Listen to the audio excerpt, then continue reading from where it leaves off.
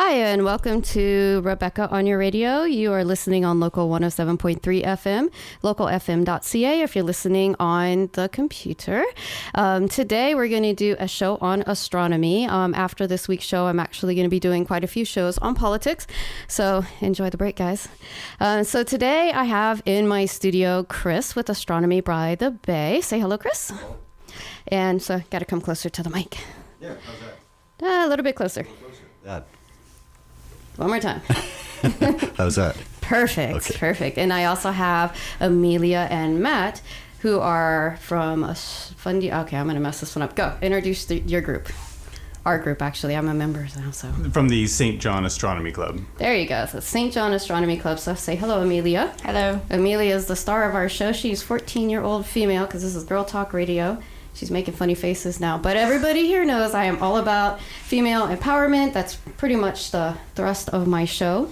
So we're very happy Amelia switched her schedule around to be here. So I'm very excited about that because I was a young astronomy fan as well, something I grew up with. So I'm going to start off by talking about how I ran into your group. So I invited Chris here because I went down to St. Russ Beach and we were sitting there. He's setting up his telescope and he's showing me this and showing me that before he airs one of his shows. He does a podcast of a video recording of things he sees in the night sky with his telescope and everything. And I was sitting there thinking how much I love this my whole life. And I had just gotten away for a while because I'm back in school. So I'm kind of like crawling out of my mole cave and getting back into the things I love. And I forgot how much I love this.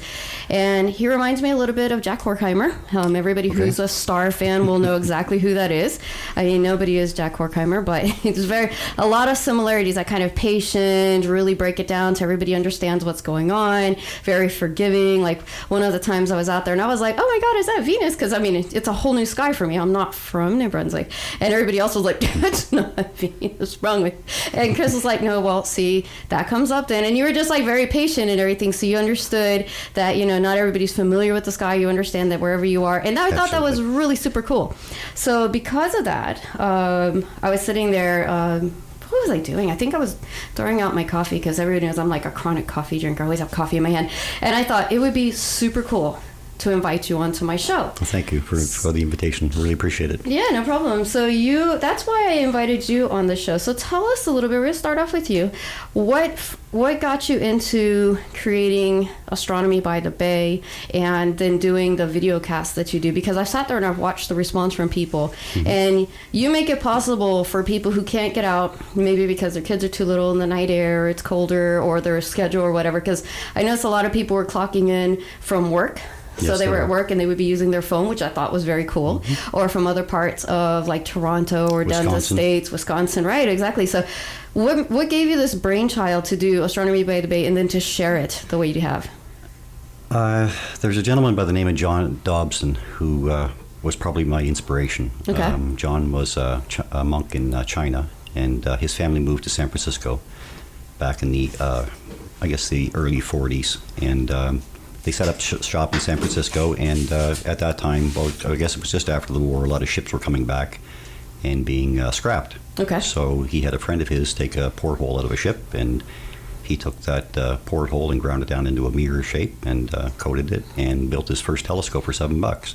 Right on. So he took that out into the streets and started showing people the moon and Saturn and Jupiter, and eventually gave that away and built another one and another one and another one. And eventually they kicked him out of the monastery, so he ended up on the same street corner in San Francisco for over 10 years.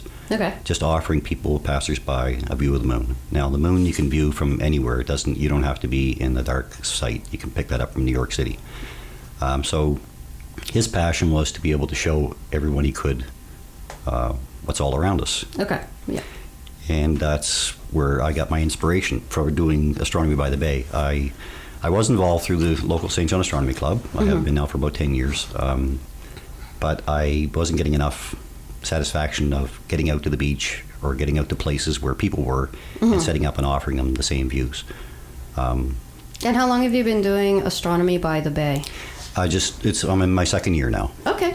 So, yeah, it's it's been a lot of fun. Yeah, that's funny because I did my undergrad here, and I was living here for about 3.5 years, and then I went away for about 2.5 years, and then I came back. And so you would have started like right after I left, and I didn't know there was an astronomy club at all. At all. And I go out to the parks, I go hiking, I go walking, I'm always out at night and everything. And your site was so popular, your Astronomy by the Bay Facebook page was so popular that a lot of my friends were following it. And I saw it pop up, like one of your videos was shared, and I was like, "Ooh, what is it?" Because I love astronomy. Is it? Well, you've met some of my boys, Absolutely. and it's something that I grew up with. So then something I shared with them, and so seeing that just kind of like instantaneously reignited my passion. I was like, "Oh, I always loved this." So I found that's interesting that Astronomy by the Bay. Really, it seems to be circulating. So something you're doing very, very well. Thank you. I guess my focus is really to get people involved in the hobby.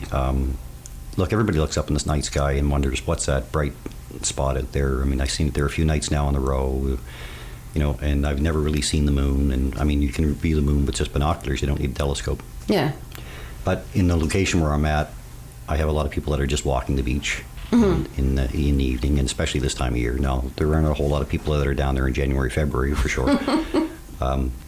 No. But this time of year, people are just walking by, and I just casually mentioned if they'd like to have a look at the moon or a planet or whatever, and nobody refuses. Like they've all had some interest to take a look, and I think the more people I can get involved that way in the hobby, yeah, and it is really just a hobby, but for me it's a big passion to involve as many people as possible. Yeah. Outreach is what I'm really focused on. Yeah, and you go into the schools too. I don't think a lot of people know that. I just found that out this week. I saw one of your posts where you went to the schools, and I was going to suggest that. I was going to be like, in the future, if I become a teacher, because ideally I'd become a professor, but I wouldn't be opposed to teaching, because I love going into the school classrooms with the quote unquote bad kids, the trouble kids. And everybody says, oh, they're challenge kids, they have obstacles, I think. And then the kids leave and they're like, those kids are bad. Like, I love the bad kids. They're so intelligent, and they're survivors, and they're strong, and they're quick-witted. And so that's the group that I love. I love spending time to. So I go in with writers in the classroom, and I work with those kids. And I thought, well, if I went into teaching, that would ideally be the group that I would work with. Classrooms are amazing to attend. Yeah, I was going to say, so I was going to ask you, oh, do you do that? And if you do that, would you teach me how to do that? And then I look on your page, and there you are. I'm like, of course he's doing that. Well, yeah, through the Saint John Astronomy Club and through RASC-NB, which is the Royal Astronomical Society of Canada, we're all members of that as well, the Brunswick chapter. We've done just over 110 events this year so far. Wow. Which is pretty good for a small province that we're in. Yeah. And out of that, I guess there's probably been about 40 classroom visits. Just last week I did a classroom visit with, I guess it wasn't a classroom, but it was a bunch of 4-year-olds. Yeah. So very difficult, 16 4-year-olds in a group. So we made moon craters. Oh, right on. So pretty easy. Just took a dishpan, put some flour in it, put some cocoa over the top. Shouldn't tell the secrets here, but flour, cocoa, and some marbles. Yeah. But it'd be good if there's parents who kind of want to create that passion. Absolutely. That's one of the things I'm hoping on is a rainy day project. Perfect. Yeah, exactly. I'm hoping that a lot of the parents will be like, oh, that's something I can do with my kids. Like, I have friends who live in Hampton, down in the States, over in Europe and everything. And if they hear this and they think, oh, why don't I? That would be great. Or to take your grandparents out who probably used to love this, and kind of share those moments, because really it's creating a moment. Like, you go to a movie and you see the movie, but you don't create an experience that binds you, where this actually does. Yeah, so I think this is a good segue for me to drag Matt into the conversation. You're up, Matt.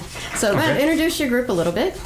Well, the Saint John Astronomy Club, I've only been in it for about 5 or 6 years. Amelia was the one who actually brought me into it, and she had an interest in astronomy from her childhood, and so I found out the club existed and took her to check it out. I've always had a passing interest in astronomy, and back when I lived in London, I went to a club meeting there. London, Ontario? London, Ontario. Okay. And was a little put off by it. It seemed very cliquey, and so I thought, I guess this is not for me. And so when Amelia said she wanted to go to the astronomy club, I was thinking, well, it might not be the greatest experience, but we'll try it. And from day one, it was just fantastic. The club, I think the club's been 20 years now. 20 years, yeah. And they're just warm, friendly, welcoming people. It's free membership, which is amazing. There's no dues. Everybody, I think, pays for it. Just out of pocket change and making little contributions, but there's no requirement, and there's no expertise requirement. So we joined. We had no telescope. We didn't really know much about astronomy, but it didn't seem to matter. It was just a welcoming environment. And so we started going every month and really began to learn about the sky around us and see that it's possible for somebody like me who isn't really all that technical to get a telescope and figure out how to use it and get going. And so many people at the club, they want to make sure that people get out there and view, and so they did everything they could to get our equipment up and running, to give us bits and pieces of cast-offs for them that were valuable for us. So it's a great group of people, ages from childhood up to I'm trying to think. I don't want to give away the age of some of Thanks, Matt. the folks there, but I mean, there's grandparents there too. You can say there's. I think it's an honorable thing to. I'm Hispanic, so my take may be different. So we're gonna go with my version of this. The fact that there are older people there adds a certain depth, wisdom, and experience to where they can add this fuller experience of astronomy, especially if it's been a lifelong passion. And they have a lot more time to dedicate to it. So that's one of my favorite things. I have a lot of older people in my life. They're like elders, mentors. And I find any group that is bereft of those, which I haven't found many in Saint John. Our groups in Saint John, whether it's art, theater, even dancing, like belly dancing, all of those groups like span the spectrum. They have from very young children all the way to people who are well into retirement, and everybody has their part. And it's not classified or stratified by age. It's just, this is who you are, and this is, you bring things to the table. It just seems a little unfair to us that people who have been in the game longer know more, have bigger stories, longer stories. Well, some of us can remember Neil Armstrong walking on the moon, I guess so. Yeah. And there are people who hard to top that. Like, no matter what anybody does, if anybody's like, oh, I did this and that, it's like, Neil Armstrong walked on the moon, man. Get back to me. Yeah, so that would be cool. That'd be a lifetime thing I was very, very, very young though. But still, you remember it. A lot of people are there in a very casual manner, who don't have their own scopes, but they come week or month after month to experience the talks. So everybody, there are several people give talks, so and occasionally bring in a guest speaker. So they come to learn a little something. So your function in the group is you're the spokesperson? Well, that's my understanding. So I could be wrong because I'm new to the group. Social media manager. Yeah, social media. Whew, that sounds like a lofty title. Because Kurt Nason, I would say, he really runs it. He's the real spokesperson for the club. Kurt's the outreach coordinator. Outreach coordinator. So, Okay. But I've been trying to get us involved in social media. This was inspired by Chris and his success with Astronomy by the Bay.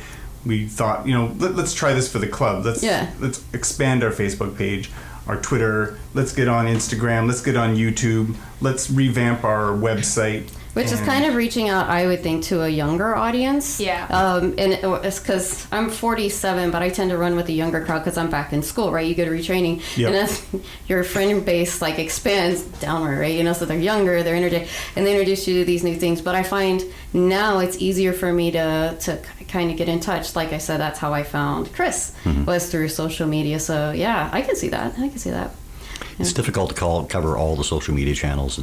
There's only so many hours in the day, but I'm trying to myself even make a presence on Instagram and Twitter, and now I've got a YouTube channel. But our group offers workshops too, don't we? So I think that's something that people. Yes, we do. I'm going to pull Amelia into the conversation, seeing she's the one with the passion that drug you there, Dad. Let's pull her. You're welcome. So go ahead and tell us a little bit about your lifelong. Apparently, even at 14, you probably have a longer love affair with astronomy than most people would at my age. Yeah, I've been interested in it for a long time. Even when I was like really little. I'll jump in for 2 seconds. Yeah. I can remember her back when she was less than 2, laying in the front yard, and she used to like to watch the moon. And then she started asking questions about, what's this, what's that, and that was just as she was learning to speak. Oh, right on. And so she had that interest in what was going on above. And then even in kindergarten, she did a 45-minute presentation. No, that wasn't kindergarten. Oh, it wasn't kindergarten? No, I wasn't in kindergarten. Well, okay, so when I was in grade 2, for some reason, there'd just been this science class, we hadn't done much. So I'd asked my teacher, because I had gone on this trip, I think it was that summer, to just sort of give a little presentation. We got on this trip, and what university was it we went to where they had the sun and then all the planets that as you drove out. So as you drove out or in, there were these little stalks of the planets, and from the university building they were spaced accordingly, I believe. So You're talking about the main solar system yes, tour. yeah, that. Okay, and what university is that? I'm just blanking. Yeah, that's okay. You know what? Come back in when you remember. I do it all the time. But we'd taken photos during that trip. So during the school year when we did that, I did a presentation on the solar system using the photos and some information I learned. Well done. Very nice. And then when I was in grade 4, because that was a big astronomy year for me. It was like just everything at school was astronomy related. I loved it. And that started with 3 science projects that were all astronomy related. But the biggest one was when we had to I made a brochure, and it was just this little thing like trip to the inner and outer solar system. It was just like a tour guide to the solar system. And anyway, the presentations were only supposed to be about 15 minutes, and I stretched mine out to about recess. And my teacher actually had to tell me to wrap it up because we're running out of time. Yeah. But later that year, actually, one thing that really, I guess, drove in that I really wanted to get into this was I was given the opportunity to talk to Chris Hadfield while he was up on the space station. And I just thought, okay, well, that's awesome. I got to be involved in that. So I think that was one really big thing. And then finding out about the astronomy club. And so I've been enjoying going to that ever since. I've even given a few talks. I did one on the moons of Mars. Oh, right on. Yeah. So for you, do you think this is going to be like with Matt and Chris? Well, Matt was drugged there by you, so he should really take you out for something special after the show. And Chris and me, we've had a passion for it, but I mean, it seems almost like you speak moon speak. When you talk, I'm like, I feel like I'm interviewing the next Neil Armstrong. Seriously, so for you, do you think it's something you would dedicate your life to? Because when you have that kind of love for something, because when you talk about the way you laid outside and watched the moon and everything, I have that exact same kind of relationship with literature. So I'm a poet. I study literature now. My PhD is in narratives and everything. So it is like you dedicate your life to that. You'll have a family and you do all this other stuff, but it really is who you are. Is it like that for you, do you think? Yeah, actually, as a career, I'm really hoping to get into astrophysics. Oh, right on. Very nice. Because I was big into the solar system when I was younger, but now I'm past that. I'm more interested in stuff. Well, astrophysics is amazing. Yeah, it really is. It's that on crack. I mean, it's just amazing. Yeah. I'm also now, because I finally gotten a telescope that's powerful enough to do it, I like looking at nebula and star clusters and galaxies. Okay, so for everybody who's watching who doesn't know what that is, I know what it is and they know what it is, but for people who are listening who are like, ooh, the moon and Neptune and Mars and what? Explain what those things are that you look at. So a nebula is a cloud of gas from a star that's exploded and died, and I unfortunately can't see color because that only comes through photos or if you have a special filter. Okay. I don't have a filter yet. Yes, yet. Star clusters are a group of stars that are just really bound together by gravity. Yeah. And then galaxies are clusters of billions of stars.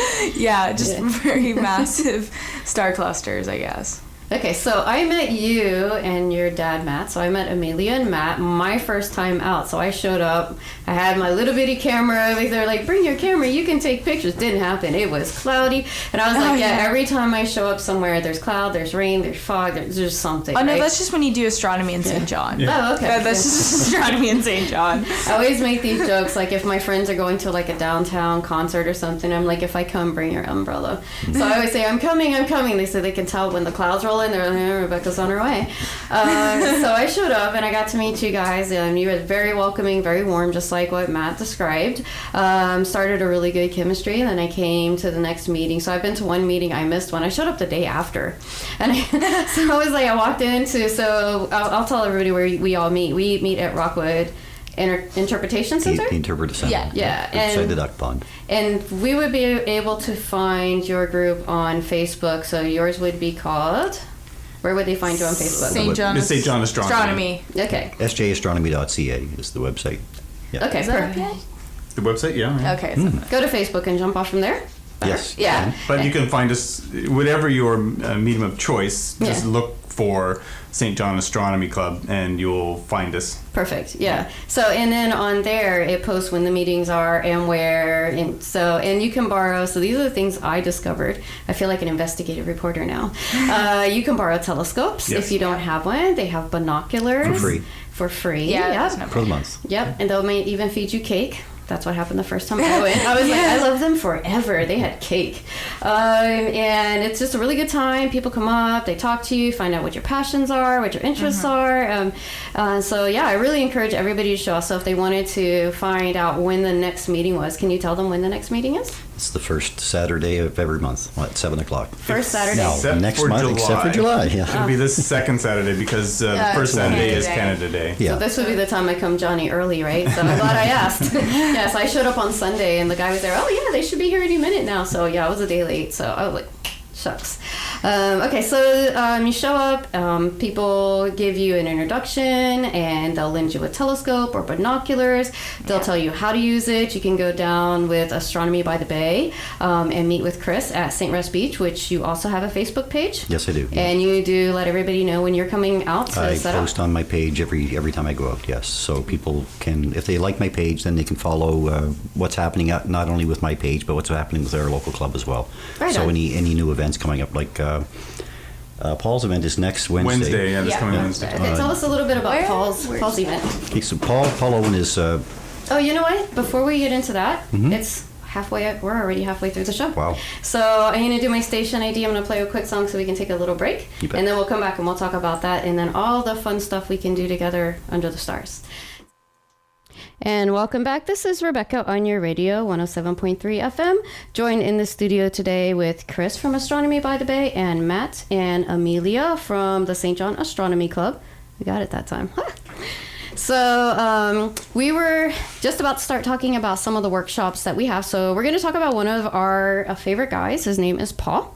And he's with the Saint John Astronomy Club, and he offers free workshops. So tell us a little bit about Paul and about the workshops. I mean, this is his last one. Will he have some in the future, et cetera, et cetera? So Paul has become an avid astrophotographer, and he's a member of our local club. And Paul has been putting on a series of 6 free workshops. Okay, I'm going to stop you right there. Okay. For people who don't do this, what be astrophotography? Astrophotographer. Yes. Okay, so that is photography of the night sky, basically. And what is different of that between somebody who goes out? Because I have a lot of friends who are photography fans. Like, they love doing photography. So, like Carl down at the market. I don't know if you're familiar with his work. Yeah, I totally forgot his last name. He's going to kill me. But he owes me wine, so it's all good. So he is an avid photographer, and it's now turned into a career for him because, he's kind of retired and everything. So what's the difference between photography and astrophotography? Well, it's like any other hobby. It can take you in... astronomy can take you in many directions. I focus on outreach. Paul focuses on astrophotography. There are people that take other parts of the hobby. But the same thing with photography now. Astrophotography is really just filming or capturing the night sky. Okay. You may do Milky Way shots. You might get into time lapse of the Milky Way. You might want to capture some images of the planets. or you may want to capture some deep sky objects like star clusters or nebula or galaxies. Okay. And when you do your videos, is that included in?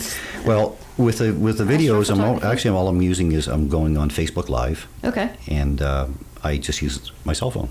Okay. It's a Samsung Galaxy S7 phone. I attach it to the eyepiece of my telescope with a special adapter. Yeah. And then I go live. Yeah. Now, with the phone, once Facebook captures your phone, then the settings on your phone remain the same, so you can't change views. So basically, all I can really offer the public are the moon and the planets. Okay. They're the brighter objects. But we can talk a little bit about, the moon and some features about it, then whip over to Jupiter and look at it and the moons as well, and hopefully Saturn, which didn't work out last night. I tried very hard last night, but the wind took over last night. So if somebody was going to get into astrophotography and they joined the club, but they're very comfortable with their camera phone, they would be able to do that with their camera phone? There's some things you can do with your camera phone. If you want to get really in depth in it, like a DSLR camera, and a lot of people have a DSLR now too, so you can actually take the DSLR, you remove the eyepiece. Hold on one sec. Oh, I was just saying those are one of the best things to use if you're really gonna get in. Yes, right. Yeah. Okay. So DSLR camera, you can do your night sky shots. You can actually remove the eyepiece from the telescope and set the DSLR in the eyepiece. Okay. So, for instance, my telescope is a 2700 millimeter focal length, so it's the same as having a 2700 millimeter zoom lens on a telescope. Okay. So then you can get into some tight areas, and actually if you set your exposure time for 10 or 15 or 20 seconds, sometimes it could be even up to an hour. As long as your telescope is tracking properly across the sky, you can get a faint image brought out with all of the colors and beauty that with our naked eye we just can't see. Okay. Very cool. So. Yeah. And these are some of the skills that people can learn by coming to the workshops? Absolutely. Yeah. Okay. Yeah. So tell us about the series of workshops that Paul did. And I know this is the last one, so we're going to kind of end on that one. But just some of the things that people could have learned as we've gone, because I'm sure these will be available, something like it again. So, we're looking at the return here from what we've done. And, probably do it in the autumn, Probably again in the fall, Take a break. Some of the things that he's covered, one of the best things was that people were bringing in their telescopes that they had in their closet. Now, pretty well everybody who started in this hobby started out with a $99 telescope and found out that they just can't see the moon like they really like to see the moon, or I can't find that galaxy. Well, that's because the optics just aren't good enough. So they've thrown it in the closet and got frustrated with it and gave up on the hobby. Well, we've asked you to bring your telescopes to our meetings and to our workshops, and we'll help you set it up. If you find it too complex, if you find it too hard to understand, we're there to help you. So that's one of the big features that we offered right off the top, and we've offered it with every workshop. One of the workshops was on astrophotography itself, shooting the night sky. We did how to shoot the Milky Way, how to take shots of the moon, how to do that with a cell phone, and how to do it with DSLR. Paul did talk about different types of mounts that are available for telescopes. So there are manual mounts, there are computerized go-to mounts now that when you punch a button, it'll take you right to the object that you want it to look at. And the price ranges between them all and what's best to start out with. Yeah. And if anybody is interested in some of the things that Chris is talking about, if you go down to St. Rest's Beach, sometimes it's just him, sometimes he'll have somebody there, but he always has very cool gadgets, and he's always willing to tell you, give you really good advice. You always seem to know what's on sale, where to go get it. I mean, you're just like a wealth of information. So if you take courage, you don't have to come to the meeting. I come down there in my flip-flops when it's entirely too cold because it's the ocean, right? So I'm like, flip-flops, it's a not very smart. informal setting for sure. Yeah, it's very laid back. If I can get you introduced to the hobby, then we're going to bring you to the next meeting. And it's very fun. He'll let you touch his telescope, and he'll show you all kind of things. If he's recording, it's very cool to sit there and watch you work, but also to listen and watch the feedback and everything like that. So I really encourage anybody who's listening who kind of has a passion or thinks they might enjoy it, or they think they're, just want to do something fun with their kids, or they want a romantic date, bring a picnic and come down, because there's quite a few people that stop in. When I was down there, I noticed there's quite a few people who do. So there can be from 10 people to I've had 100 people in one evening.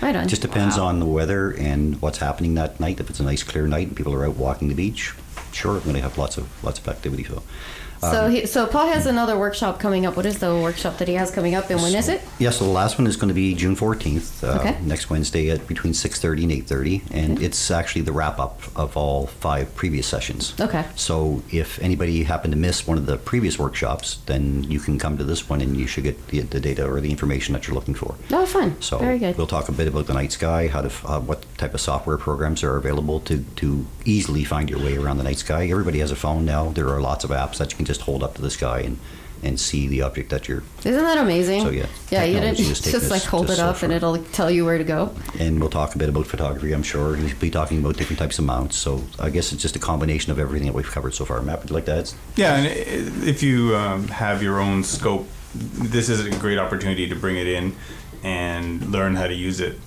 We can work one-on-one with you to help you get it set up and figure out how to use it. Give advice on, if you don't have a scope and you're thinking of buying one, based on your budget, we can give advice on what to get, where to get it, and so on. So just come on along and with your questions or your old telescopes or whatever, and we'll get you going. If we can't find or we don't have the answer right there, we're part of a much larger umbrella too, the Royal Astronomical Society of Canada. So in New Brunswick, there's over 90 members right now. Yeah. So locally, we're around 25 members. So we can always put the question out to others. And actually, if you're looking for a particular part too, we have the ability to. I'm sure telescopes have gone around the group at least once. Oh, yeah. Yeah. I bought my own telescope back again. Well, my scope is a donation, a gracious donation. Actually, it was Paul's old scope, wasn't it? So I've gotten a scope through gracious donations of the club. And what kind of telescope do you have, Amelia? I have a Dobsonian telescope, so that's actually the type of scope that John Dobson, as mentioned earlier, would use to do his outreach. And what's special about that telescope as opposed to the $99 telescope? So like if people are like, ooh, what is that? Tell them, like, kind of describe what it does and what makes it so special and unique. Why would that be the scope that someone Surprisingly, would use? it's actually not as expensive as you'd think. Like, relatively speaking, it's not that expensive. Yeah. It's the largest aperture for the cheapest amount of money. Yeah. So it is all about how big the mirror can be. Yeah. Yeah, The bigger the mine is 10 inches. 10 inches, that's right. Okay. And it's fairly transportable. I mean, the only problem with mine is it's a little awkward to carry. It's a little heavy. Is that the telescope? Oh, like the first night I showed up that you were standing next to, it was like as The big big as white you. one. Yeah. The big white Camera, one. yeah. Yeah. Yeah, Okay. I've had people say, geez, did you just bring a cannon? Oh, yes, kind of. Yeah, that's a good way to describe. I guess for people who wouldn't be familiar, it's basically like a big white cannon that sits on the ground. Yeah. Yeah, Fair it's, enough. it's on a little rocking mount, so it's just up, down, side, and then you can spin it side to side. It's really easy. Does it go all the way around when you spin it? Oh, right on. It doesn't stop. I can go all the way around. And I have a finder that's got these like sight rings in it. Yeah. So makes it easy to find stuff. So what's the limit of what you can see? Like so you said you look at star clusters. You like what is like you say? Okay, this is where I can see this, but I can't see that. Well, actually, my limits are more because of location or time of year. Like, if I'm in the city, I'm fairly limited. I have to rely on solar system stuff or really bright deep space objects. If you're in a dark sky, you can see the You can Andromeda Galaxy with see- your naked eye. yeah. That's 2.3 million light years away. Yeah. So 1 light year is 10 trillion kilometers. So the light that left 2.3 million years ago, and the photons are just arriving at your eyeball. So Yeah. you can actually literally see almost forever. Yeah, with your naked eye. at a place like Mount Carleton, which is the darkest sky in New Brunswick, or is it Atlantic Canada? It's Darkest in New Brunswick, yes. New Brunswick. I did, well, actually last time I was there for astronomy, I did not have my current telescope, so I have not been able to test out on a sky that dark yet. I'm really looking forward to that chance. Oh, right on. But even when I had a small scope, I had a small 80 millimeter telescope. Wasn't the best thing. I could see quite a lot, and this wasn't even a very good scope. So I'm trying to imagine what I'm going to get to see this year. I'm really excited. Okay, The cool. thing about Amelia's telescope is that she's come leaps and bounds, and she's picked it up because the type of telescope that she uses is completely manual. So I have to learn the you sky have to learn the sky. and follow things. Yeah. So when So you're dealing with she has public, found it's many like- things and patted herself on the back, and we patted her on the back as well, saying Yeah. good job, and on to the next target. So Yeah. Okay, so we have about 15 minutes of the show left, so we're going to kind of talk about, so say somebody listens to the show and they say, "Ooh, wow, I think this is for me. I'm going to come out, maybe to workshop, maybe they won't make it to the workshop."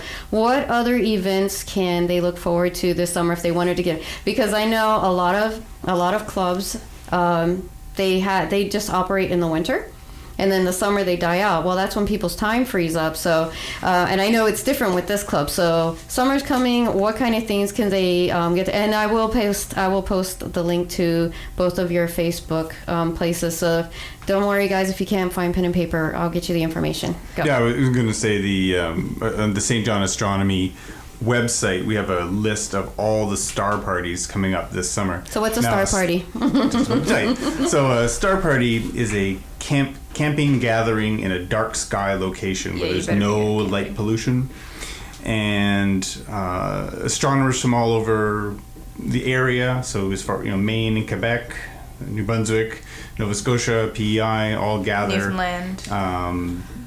At a campground like Fundy National Park, Cushbequac, Mount Carlton, and set up telescopes and invite the public to look through the eyepieces. Mm-hmm. And so these typically run 2 or 3 nights over a long weekend, and it's a great opportunity to get outdoors and look through scopes that probably none of us would really be able to afford. Yes, there's you have your you're like, oh, I've got a great scope, and you look over and somebody's got like a $16,000 scope, and you're like, really? It helps you to narrow down too if you're going to make a choice, what to look for.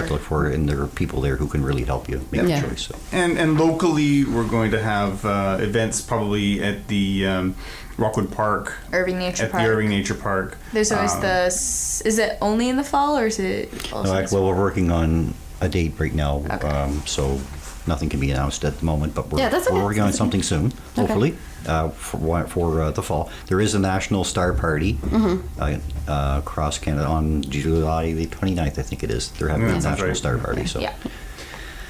So, and if anybody's listening and you get itchy after going and say, "Oh, I want to do this," call your friends and family and just do it yourself. You don't need somebody to do that. And then you could come back, because there is a session where they're like, "What did you guys see?" And you could be like, "Well, I couldn't wait for the next star party, but we had our own, and that'll be very cool." Everybody will be like, "That was cool. Why didn't we think of that?" So you get a good night and you have hot dogs and some charcoal. Just head out and just go do it. Yeah, and you can do it just with your own eyes. One of my favorite workshops that Paul held was on using binoculars for astronomy, and you don't need anything expensive. Binoculars, go to Canadian Tire and get a inexpensive pair of binoculars and get a lawn chair, lay back, and look up at the sky, look at the moon, look at the planets. Or get a tripod. See if you can figure out what you're looking at by using your cell phone. Yeah, me and my kids used to go, when we were in BC, we used to go watch Perseids showers, and we used to have binoculars. We had 2 sets, and we got the lighter ones, the ones you use for hiking, but they've got really good, like magnification. And we would just lay out on these hippie things, because, well, you guys see I'm just like as hippie as it gets. So we would take our little Mexican blankets, and we would go down there, wrapped up in some and laying on some like a bunch of little bohemians, and we would just lay out there all night, and it's chilly, and we would just pass it back and forth with a thermos of hot chocolate. And it's an amazing way to spend the night. And until I started talking to you, Chris, you were like, "Well, binoculars are good." I was like, binoculars, and then my 2 boys were with me, and they're like, "Oh yeah." And one of my boys still has one of the sets of binoculars. The Milky Way is incredible through binoculars. It is. The colors that you see, the star colors, and and I don't think a lot of people who've never clouds. Got out there, they would think astronomy telescope, but not necessarily so. No. Absolutely. And astronomy, your own 2 eyes. Yeah. And so there's star parties, there's the workshops, there's events, hopefully coming up for Irving Nature Park, Rockwood Park. Go out and do it yourself. Queen's Park this Sunday, I think it is, isn't it? The Queen, Farmers Market. The market. Queen Square Farmers Market. Yeah. Okay. So, and what's going on there? Well, actually, we're going to have a table set up there to offer some pamphlets and some information on astronomy. If the sun cooperates, now the sun goes through cycles, so sometimes it's very active and sometimes it's very quiet. It's actually going into the quiet phase right now. It's an 11-year cycle. Yeah. So if it is possible, we will pick up, and of course the weather. Hopefully get some solar flares or some prominences on the sun. Sometimes we get to see sunspots through telescopes, and basically we'll have a few telescopes set up to show people what they can see. Okay, cool. So astronomy, because a lot of people would equate, sky gazing would be stargazing, but there's also a daytime our sun's a side star, to it. so we do focus on it as well. We do, but you have to use a specially designed telescope. You'd never look at a telescope. I was gonna say with the that. sun. Oh, we're gonna get there. Don't worry about it. Like the parental party over here. I'm like, no, God, don't tell them to look up at the sky. Don't look through a telescope at the sun if it doesn't have a filter or you don't have a special telescope. Yeah, no, I was gonna get into that. So sun gazing is something relatively new. I remember when I was a kid, there would be the eclipse of the sun, and they would go out and give you really bad advice how to watch the eclipse of the sun, and you'd walk around with like little spots in your eyeballs for a while. But that is something that I found was really interesting, that you guys can teach people to study the daytime sky as well. Absolutely. Like solar flares and you're saying sunspots and stuff. August 21st this year, there's a total solar eclipse crossing the U.S. I won't be attending from here, but from Saint John we will be able to see about half of the sun blocked out by the moon. Okay. So hopefully we'll be set up in different locations. I hope to be at Saint's Rest if it's hopefully nice, it won't be cloudy like it always is. But that'll all be announced on our Facebook pages on a later time. Yeah, right on. So what date is it that the solar eclipse is happening? It's August 21st. August 21st. So. But if we wait long enough, there'll be one right over to Brunswick on April the 8th in 2024. So 2024. Just around the corner. Okay, so all right, so we've got star parties, workshops, go hang out with Chris, which has become one of my favorite things to do at St. Rest Beach, Irving Nature Park, Rockwood Park. What other things can people do? Well, with you guys? They can contact us through the Facebook page, through Saint John Astronomy Club Facebook page or my page, and we're more than happy to come out to. We visit groups as well. Okay. Girl Guides, Boy Scouts. We do a lot of guides, actually. Yeah, we do a lot of guides. That's right, and brownie groups and classroom visits. So.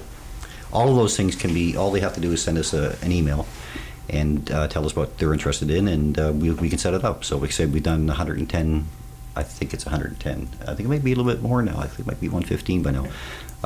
So a bunch. Yeah, a whole bunch. Well, we did, last year was a record for us. We did 214. Okay. So we're heading on a good path again this year, but we love to get together with groups, and it doesn't matter if it's a group of 6 or 60. No matter the size of the group, we can handle it. So, and we just try to offer as many targets as we can through the night sky. Now, if it's a group, we can actually go do a talk too about what we're going to see in the night sky first. Talks are good. And then later on do an observing session, or you can have one or the other. Classrooms, we've done classroom talks. I've personally I've done classroom talks for the whole school.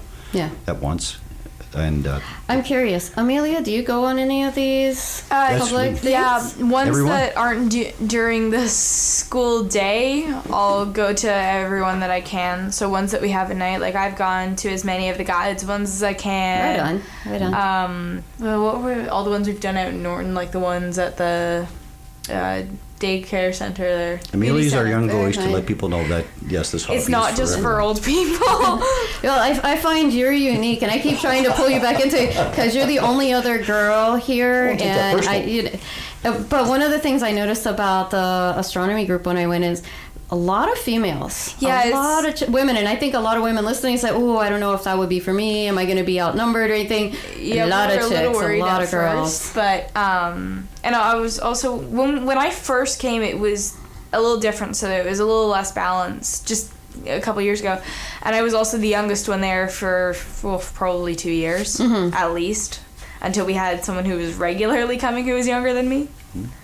But I mean, everyone's very friendly, and now there's a greater group, diverse group of people there. Yeah. It's at least 1/3 women now, and growing, and women of all ages. We have teenagers, moms, young moms, grandmas, the whole range. So, yeah. Yeah, because I always find with my female friends, they're always a little bit hesitant. Like, I grew up around guys, so I'm just like, do it. And they're like, but what if? I'm like, just do it. And they're like, but what if? Just do it. Astronomy is for everyone. Yeah, so I think that would just be comforting to know you're not going to be the only girl there. There's other girls who are doing it. Yeah. And I mean, historically speaking, some prominent women in all fields of there's prominent people in all fields of science have been women. So, yeah. Yeah, and another thing that's great about the Astronomy Club is that it's not just like one person who does talks every week. Like, yeah, Kurt will do a like what's up, so tell you what's in the night sky.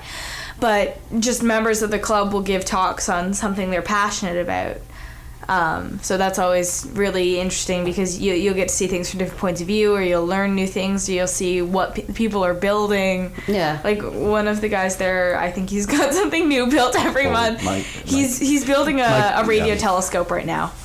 Oh, what? Yeah, to... So, I know, I'm just doing that on behalf of everybody who's listening. He can listen to the sun. Yeah, actually, right now he can listen to Jupiter, and he can listen to... You guys got to come to this just so you can get in line to listen to the sun. Like, everybody who's listening. Like, I'm just sitting here thinking, what day can I listen to? That's freaking cool. It's supposed to be a surprise. That's okay, he's not listening. It's a work in progress. He walks into the studio. Mike is our MacGyver, basically. Anything that you need fixed or want another option to, Mike has so many special... Where does he find this? Like, where did he just like YouTube how to build a thing so you can just eavesdrop on the sun? He's just amazing with it. That's amazing. Yeah. He actually has an app for how to build a radio telescope. Yeah. So yeah, he was listening to Sounds of Jupiter a couple of years ago. Yeah. Yeah. So you can also listen into Jupiter. Go ahead, keep telling us warriors why we should be coming. Actually, he did a little presentation on it, and he that's cool. Let us listen to the sounds. It was really, really weird and really cool. Yeah, he was able to listen to the ISS as they passed over. So that was another project of Mike's. But see what you guys out there in the listening audience are missing. See what you're missing. Although you actually can contact the ISS if you have the right kind of radio and you know where they are. Really? I mean, they won't always answer. No, but you can give it a shot, though. Yeah, you can try. Like, when we did it with my school, it was just some guys that came in with a radio. Like, really, that's what it was. Like, we'd organized it beforehand, but it really was just a couple guys with a radio who set it up in our gym. Like, pretty sure Amelia's like the coolest young lady walking the face of the planet right now. She's listening to Jupiter, talking to ISS when it goes by. What is this? That's pretty cool. Very cool. Okay, so we're coming to the end of the show. We have about 2 or 3 more minutes before I play our last song and we cheese it on out of here. Anything that you would like to tell the listening audience before we go, besides that it's an amazing hobby and come to the club. We have cookies. Yeah, we have cookies. Yes, that got me the cake. If that's what it takes, come to the club. We have cookies. And if you get out there and just look at the night sky, and if you see something, you go, "What is that?" and you can't figure out on your iPhone what it is, drop a line on one of our social media channels and say, "I saw this. I was looking west at 8:00, and I don't know what it was. Can you tell me?" And we'll help you out. Right on. Yeah, right on. We're really open, really accessible. And if you want to see it live at the beach, anytime. I'm there now as the weather warms up. I'll be there 2 or 3 times a week. So just watch my page, and I always post just before I go, and drop by. See what it's like seeing the universe through the eyepiece of a telescope. Cool. Amelia, what is it about astronomy that makes it so amazing for you? Personally, just for you. It's cool because what? Well, I just like being able to just see all these wondrous and amazing things out in our galaxy that I think more people should need to or should have the chance to be able to see this sort of stuff, because it's really eye-opening. It kind of makes you think of how small we really are. Matt, what makes it so amazing for you? What keeps you hooked, man? I've always had a passion for science and communicating our place in the universe, and I think astronomy is a great way to do that. And kids, when they look at the moon for the first time and they see mountains and they see craters and they just go, wow. Yeah, the reactions are a reason to do it. And I think it just sparks that curiosity about the universe, so that's why I really like it. Right on. Chris? I'll go back to John Dobson again. John Dobson had a line, he said, it's not about how big your telescope is or how expensive it is. It's about how many people less fortunate than you had a chance to look through it. Right on. That's cool. And for me, it's been a lifelong passion for me. My grandmother used to take me down to the Space Transiplanetarium. So I've been doing this since I was really young. I've shared it with my kids, and it's just been something that has always kept me, where most people, it makes them feel smaller. For me, it does the exact opposite. It makes me feel as if if I can see now here, like, I mean, from when I started to now, to have been with it all of this time and to see the advances, and, you know, me and my kids, we all have the Facebook, you know, you can go and you can join the NASA email sites and they email you information. You can do videos, and to watch the progress we've had right now, it actually makes me feel larger. And like, if I can be in touch with that much of the universe, then I can pretty much do anything. So for me, it just really bolsters me to do things that I never thought I could do. So for me, it's the exact opposite, which is kind of weird, and not in an egotistic way. I mean, it's just like you realize how finite, and we're just kind of like dust. And, you know, just like pieces of dust, we're star stuff, right? And so we have this one moment to shine as brilliantly as the night sky or Absolutely. the sun with their flares. Okay, that's the end of our show. So thank you for coming on, Amelia, Matt, and Chris. Thank you for inviting Thanks us. for having This us. is good to be And here. everybody who's listening, check out Astronomy by the Bay. That's how I got in touch with it. Chris is a great personality, really great person to talk to. He'll tell you everything, and if he doesn't know, he's a Google genius. He will find it for you. And then Matt and Amelia were my first contacts with the Saint John Astronomy Club. Really nice, warm group of people. Matt and Amelia are people like, you know, just top of the line people. But yeah, come out and join us. I might be a day late or early apparently, but yeah, come on out, have a good time. And we are going to sign off today. This has been Rebecca on your radio, 107.3 FM, LocalFM.ca, and I will be re-airing again on Saturday at 3 o'clock.